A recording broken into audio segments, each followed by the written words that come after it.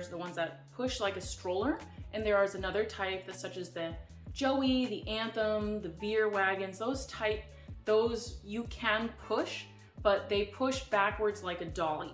The fixed tires are in the front, the big tires, when you're pushing. So you can push it, but it feels very different than a stroller push. It doesn't just push straight forward effortlessly on its own. You do have to use some muscle to kind of control the direction because it can kind of veer off in side to side a little bit.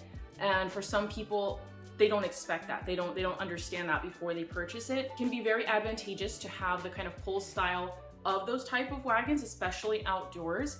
I don't always recommend them for indoor use because it's not as easy to steer those wagons in a straight line, and it's a lot easier, especially if you're in a crowd or somewhere with tight turns indoors, to hit something, to run over someone's foot or something like that, because control is just not as easy as with the other type of stroller wagons.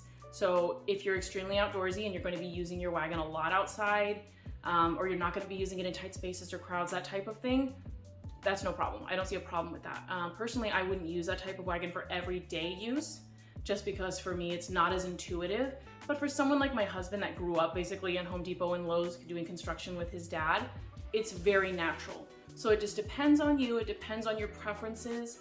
But I wanted to point that out because I've seen in the Facebook groups about stroller wagons, a lot of people that buy either the Anthem, the Joey, or the Veer, and they don't expect that the push is different from a regular stroller, and then they're kind of frustrated by that. So just something to keep in mind ahead of your purchase as you're doing your research.